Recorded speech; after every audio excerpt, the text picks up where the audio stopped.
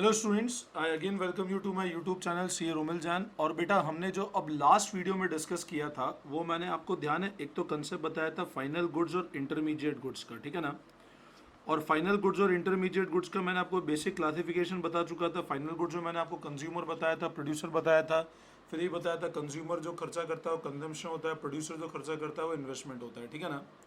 अब आज वाले वीडियो में जो हम लोग पढ़ेंगे ना, वो आज वाले वीडियो में हम लोग दो तरह के गुड्स पढ़ेंगे। मैंने ध्यान है आपको गुड्स के दो क्लासिफिकेशन बताए थे, एक तो फाइनल इंटरमीडिएट और एक मैंने आपको बताया था कंज्यूमर एंड कैपिटल गुड्स, ठीक है ना।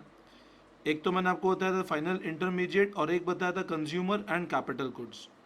आज वाले वीडियो में हम लोग एक तो पढ़ेंगे कंज्यूमर गुड्स क्या होता है और एक हम लोग पढ़ेंगे कैपिटल गुड्स क्या होता है, ठीक है ना। अभी वाले वीडियो में हम लोग क्या पढ़ेंगे, एक तो कंज्यूमर गुड्स क्या होता है और एक कैपिटल गुड्स क्या होता है।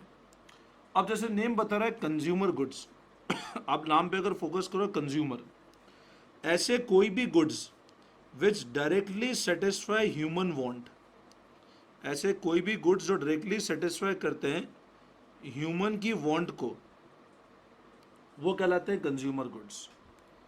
मतलब ऐसे कोई भी goods which are directly consumed by the, तुम ऐसा समझ लो ह्यूमन वांट को डायरेक्ट सेटिस्फाई करने वाले गुड्स, या अगर हाउस होल्ड कुछ गुड्स डायरेक्ट खरीदते हैं। आज अगर मैं कोई गुड्स डायरेक्ट खरीदता हूं तो मैं कंज्यूम करने के लिए खरीदता हूं, अनलेस एंटिल मैं ट्रेडिंग एंटरप्राइज की बात नहीं कर रहा हूं, मैं परचेज कर रहा हूं कंज्यूमर के तौर पे। मैं सुबह दूध लेता हूं, वो कंज्यूम करता हूं। मैं आइसक्रीम मार्केट से आइसक्रीम लाता हूं, वो कंज्यूम करता हूं। मेरे घर पे एसी लगा है, वो वापस कहीं और काम नहीं आएगा। मेरे घर पे कूलर लगा है, वो कहीं काम नहीं आएगा। मैं जिस फर्नीचर पे अपना तुमको पढ़ा रहा हूँ वापस कहीं काम, मतलब मैं उसका कंज्यूमर हूँ। तो कंज्यूमर गुड्स का मतलब बेटा हमेशा ध्यान रखना वो सारे goods which directly satisfy human want, और नॉर्मली ये गुड्स हमेशा ध्यान रखना are purchase by household, ठीक है ना। फाइनल एंड यूजर्स जो होते हैं बेसिकली, ठीक है ना। तो consumer goods are mainly those goods which are normally consumed, और या फिर हम कह सकते हैं which directly satisfy human want. अब क्या क्या क्लासिफिकेशन होते हैं कंज्यूमर गुड्स के, तो इसमें ध्यान रखना देयर आर 4 क्लासिफिकेशन। कितने क्लासिफिकेशन है? 4 कंज्यूमर गुड्स। ध्यान रखना there are 4 classification of consumer goods. Consumer goods का मतलब होता है वो सारे goods which directly satisfy human want. 4 classification होते हैं कंज्यूमर गुड्स के। जो पहला कंज्यूमर गुड्स होता है उसको हम लोग कहते हैं ड्यूरेबल गुड्स। जो पहला कंज्यूमर गुड्स होता है बेटा उसको हम लोग बोलते हैं ड्यूरेबल गुड्स। सेकेंड को बोलते हैं सेमी ड्यूरेबल, सेकेंड को बोलते हैं सेमी ड्यूरेबल।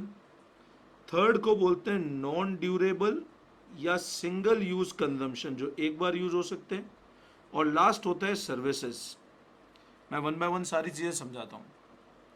कंज्यूमर गुड्स का मतलब मैंने अभी आपको बताया, वो सारे गुड्स जो ह्यूमन वांट को डायरेक्टली सेटिस्फाई करते हैं वो सब कंज्यूमर गुड्स होते हैं। Normally these are purchase by household end users. Milk purchase कर रहे हैं, आइसक्रीम परचेज कर रहे हैं, फर्नीचर मैंने परचेज किया, वापस आके ट्रेड नहीं करना है इसको। कंज्यूमर गुड्स बेटा ध्यान रखना 4 क्लासिफिकेशन होते हैं। एक होता है ड्यूरेबल गुड्स, एक होता है सेमी ड्यूरेबल, एक होता है नॉन ड्यूरेबल, और एक होता है सिंगल यूज जिसके हम सर्विसेज की बात करते हैं। सिंगल यूज तो मतलब वही नॉन ड्यूरेबल हो गया, ठीक है ना। अब हम लोग वन बाय वन पूरा एक बार नोटिंग कर लेते हैं और वन बाय वन समझते हैं। देखो, अगर मैं कंज्यूमर गुड्स की बात करता हूं, पहले कंज्यूमर गुड्स की नोटिंग कर लो। ऑल दोज गुड्स, वो सारे goods which directly use for satisfaction of human wants, जो डायरेक्टली ह्यूमन वांट को सेटिस्फाई करती है। That is all those goods which are consume by household when they are purchased. Household जब ने उन्हें खरीदा तो उनने कंज्यूम कर लिया। It is mainly divided into, अब किस किस में डिवाइडेड है तो ध्यान रखना बेटा, consumer goods is divided into 4। अब क्या क्या है कंज्यूमर गुड्स का क्लासिफिकेशन देखो। Durable goods, semi durable, non durable और non material goods and services. मेरी बात फिर से ध्यान देना, कंज्यूमर गुड्स किस किस में डिवाइडेड है? ड्यूरेबल। अब ड्यूरेबल मतलब क्या होता है? जो हम घर में सेवरल ईयर्स तक यूज करते हैं। अभी मैं पूरी नोटिंग कराऊंगा आपको, जैसे कार हो गई, मोटरसाइकिल हो गई, ठीक है ना, कूलर हो गया, फ्रिज हो गया, जिसको हम लॉन्ग रन में यूज करते हैं।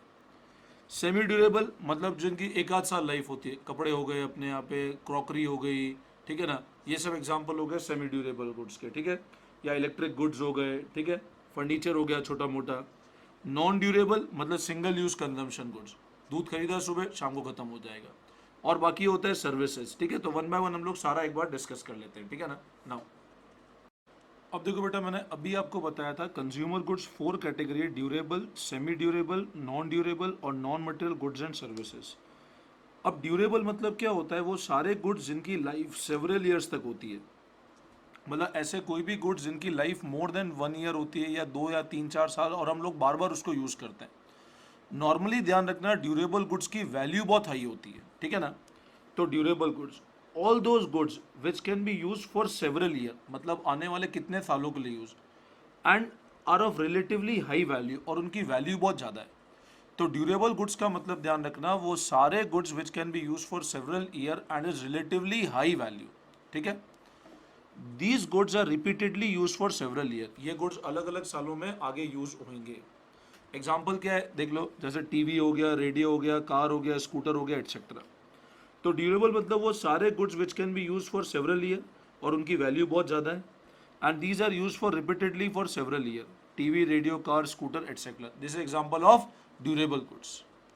सेमी ड्यूरेबल मतलब इससे थोड़ा सा कम, मतलब जिनकी लाइफ मान लो 1 आध साल है। जैसे घर में होता है ना, कपड़े लेकर आए, वैल्यू भी थोड़ी सी कम है।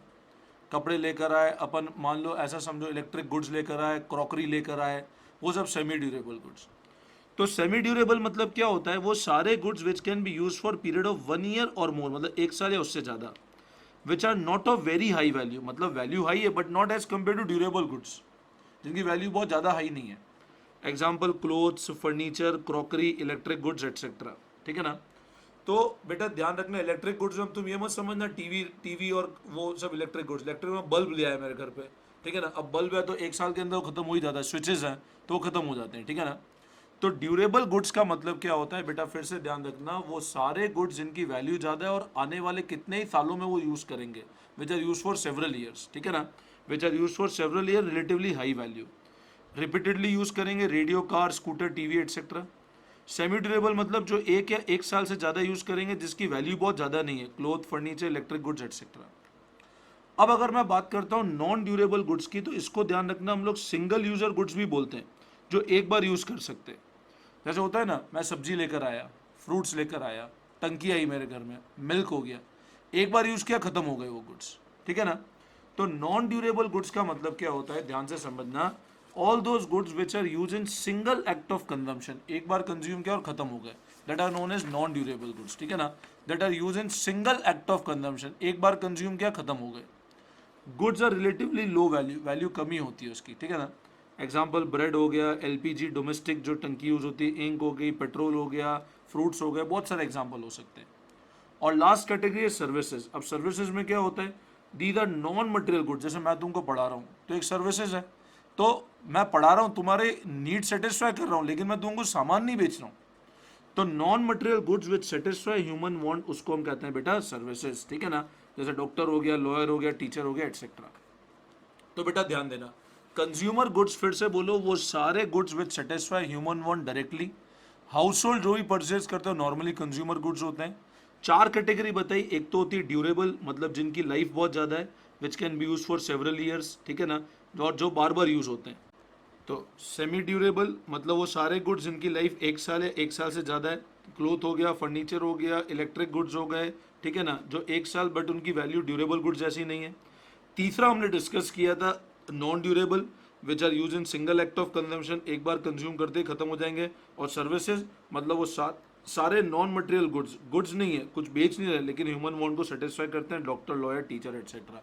तो कंज्यूमर गुड्स मतलब वो सारे गुड्स जो ह्यूमन वांट को सेटिस्फाई करते हैं। 4 कैटेगरी होती है कंज्यूमर गुड्स की, ठीक है। तो होप करता हूँ ये तो पॉइंट अच्छे से समझ आ गया होगा।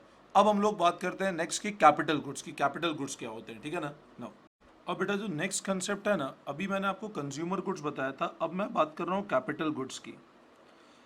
अब बताइए, ये ध्यान रखना, कैपिटल गुड्स मतलब क्या होता है? जैसे ये तुमने 11 में ही पढ़ा था, वो सारे गुड्स जो हमारी जीडीपी ग्रोथ में मदद करती है, जिनका future long term investment purpose है। और हमेशा ध्यान रखना, capital goods are used by producers for several years. आज जैसे मान लो एक प्लांट एंड मशीन पड़ी है मेरी फैक्ट्री पे, जिससे गुड्स बन रहे हैं, वो कैपिटल गुड्स है। मान लो ये पेन जिस मशीन पे बन के आया, वो मशीन कैपिटल गुड्स है। तो हमेशा ध्यान रखना कैपिटल गुड्स का मतलब क्या होता है, वो सारे फिक्स्ड एसेट किसके, प्रोड्यूसर्स के, फिक्स्ड एसेट किसके, प्रोड्यूसर्स के, विच आर यूज रिपीटेटिवली, बार बार यूज होंगे, और उनकी वैल्यू बहुत हाई होनी चाहिए। ये कंडीशन है, वैल्यू हाई होनी चाहिए।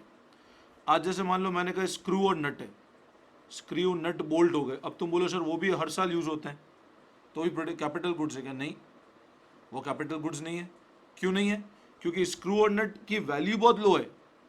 कैपिटल गुड्स बेसिकली वो सारे गुड्स होते हैं which are use as a fixed asset of the producer. Producer का फिक्स्ड एसेट है वो सब कैपिटल गुड्स, ठीक है।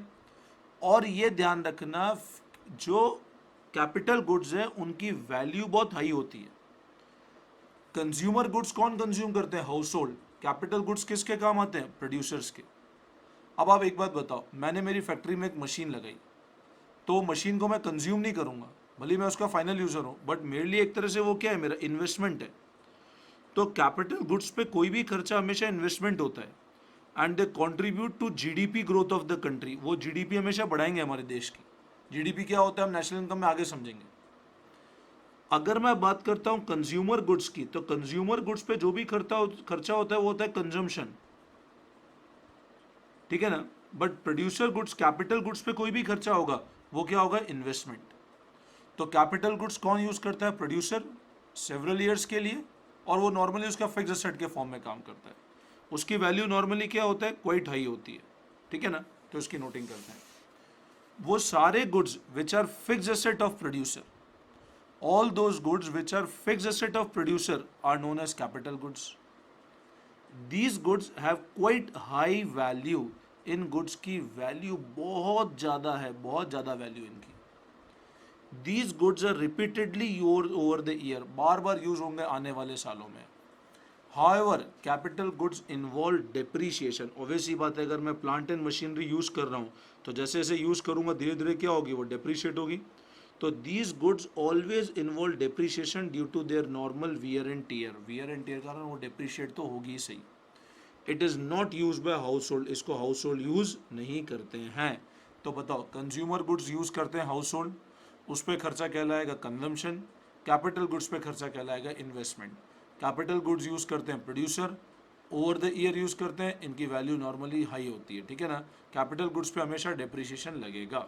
बताओ, आई बात समझ में? ये कंसेप्ट होता है कैपिटल गुड्स का, ठीक है।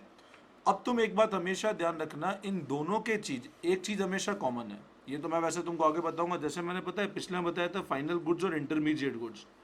इंटरमीडिएट नॉर्मली जाकर के वैल्यू का इंक्लूड होती है। आज जैसे मान लो मैंने कहा पेन की निब 8 रुपए की थी और पेन फाइनल 10 रुपए का है, तो इस 10 के अंदर ये 8 इंक्लूडेड है। हमने एक कंसेप्ट पढ़ा था कि नेशनल इनकम के अंदर, बेटा ध्यान रखना, नेशनल इनकम के अंदर हमेशा फाइनल गुड्स की वैल्यू इंक्लूड होती है। ये मैंने पढ़ाया था ना तुमको पिछले वीडियो में कि नेशनल इनकम के अंदर हमेशा फाइनल गुड्स की वैल्यू इंक्लूड होती है। इस कंसेप्ट में हमेशा ध्यान रखना, इस वीडियो के अंदर बता रहा हूँ, नेशनल इनकम में हमेशा ध्यान रखना कंज्यूमर गुड्स और कैपिटल गुड्स दोनों की वैल्यू इंक्लूड होती है। कंज्यूमर गुड्स भी इंक्लूड होंगे और कैपिटल, क्योंकि दोनों अलग अलग चीजें। कैपिटल गुड्स प्रोड्यूसर यूज कर रहे हैं, वो भी वैल्यू फाइनल पे कर रहा है। कंज्यूमर गुड्स कंज्यूम यूज कर रहा है, वो भी वैल्यू फाइनल पे कर रहा है। तो नेशनल इनकम के अंदर कंज्यूमर गुड्स और कैपिटल गुड्स दोनों की वैल्यू इंक्लूड होगी। मतलब कंट्री की इनकम में दोनों की वैल्यू कैसे इंक्लूड होगा वो आगे पढ़ेंगे, अभी सिर्फ ये थ्योरी के लिए ध्यान रखना, ठीक है ना। नाउ तो एक नोट और लिख लेना, national income will include the value of consumer goods as well as capital goods. मैं लिख नहीं रहा हूँ, आप लास्ट में नोट लगा के लिख देना, national income will include the value of consumer goods as well as capital goods. ये अच्छे से ध्यान रखना बेटा, है ना। अब हम इन दोनों का डिफरेंस देख लेते हैं, फिर हम लोग आगे प्रोसीड करते हैं।